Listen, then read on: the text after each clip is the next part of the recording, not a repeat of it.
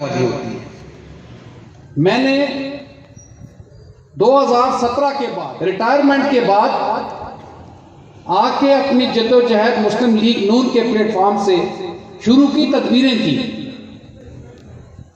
काशिफ शबीर साहब मैंने तदबीरें की, जाहिद बेग साहब मैंने तदबीरें की।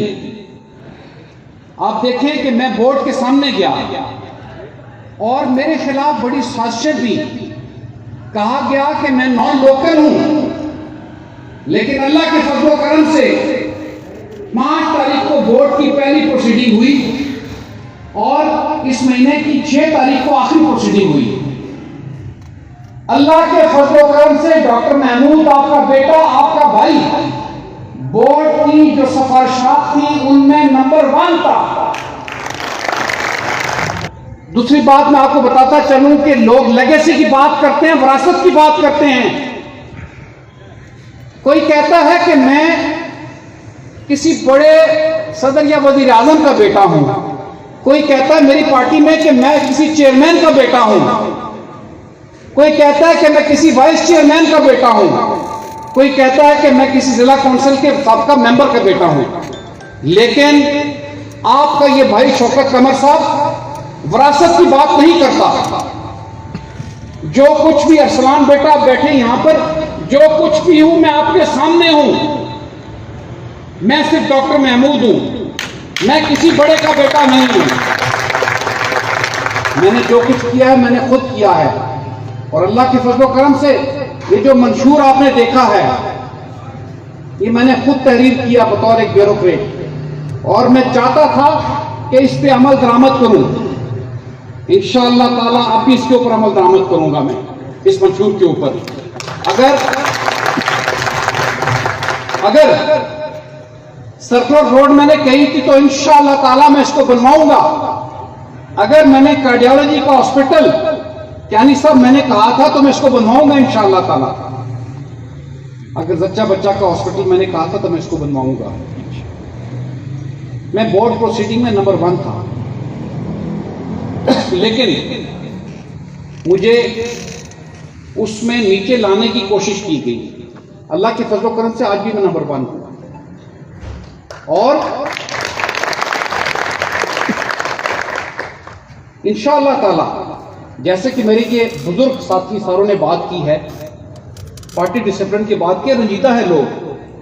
गुलफाज साहब ने यह भी कहा कि हमारे बोर्ड ने गलत किया है, लेकिन आखिर में उन्होंने मेरे तमाम साथियों के दिलों की बात कर दी कि हम बागी नहीं हैं, हम धोखेबाज दगाबाज नहीं अपनी पार्टी वालों के साथ। हमने बाहर सूरत अपनी पार्टी का साथ देना है। मुझे मालूम है कि ये जो तजस्सुस वाली नेचर के सारे हमारे साथी बैठे हुए हैं, इनके जहन में बड़े सोच सवालात हैं कि डॉक्टर महमूद क्या कहेगा। इंशाअल्लाह ताला वक्त बहुत बीत चुका है और मैं समझता हूं कि मैं जो हूं वो आपके सवालात के ज्यादा जवाब दूंगा। दोहरी शहरियत की गुलफाज साहब ने बात की है। साथियों, जो दोहरी शहरियत है वो हमारे सारे भाई हैं, लेकिन इसके बावजूद पाकिस्तान में आपको पता है कि दोहरी शहरियत वाला इलेक्शन नहीं लड़ सकता। हाँ, दोहरी शहरियत वाला एक सूरत में इलेक्शन लड़ सकता है कि वो अपनी नेशनलिटी को सरेंडर करे। इसमें बहुत कुछ होना है अभी आजाद कश्मीर में, और इंशाअल्लाह ताला इसके ऊपर हम मुदल्लल और मुकम्मल बात करेंगे। वक्त आएगा साथियों कि इस पे भी फैसला हो जाएगा कि दोहरी शहरियत वाला यहां पे इलेक्शन लड़ सकता है कि नहीं लड़ सकता। ये गलत बात है कि लियाकत मुगल 10 साल से काम कर रहा है।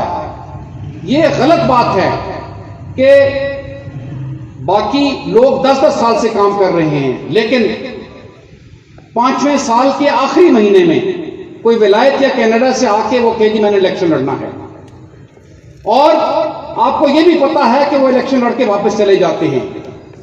आपने देखा होगा कि मुंशी खान साहब यहां पे एमएलए थे ओवरसीज के ऊपर, ओवरसीज सीट के ऊपर।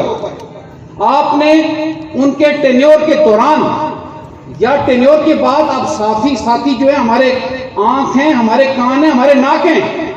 मैं आपसे सवाल करता हूं कि आपने कभी टेन्योर के दौरान या टेन्योर के बाद मुंशी खान साहब को यहां पे देखा है? आपने कभी मोहम्मद खान साहब को अपने टेन्योर के दौरान या टेन्योर के बाद यहां पे देखा? आपने उनको, डॉक्टर रियाज महमूद को देखा आपने? ये ज्यादती है साथियों।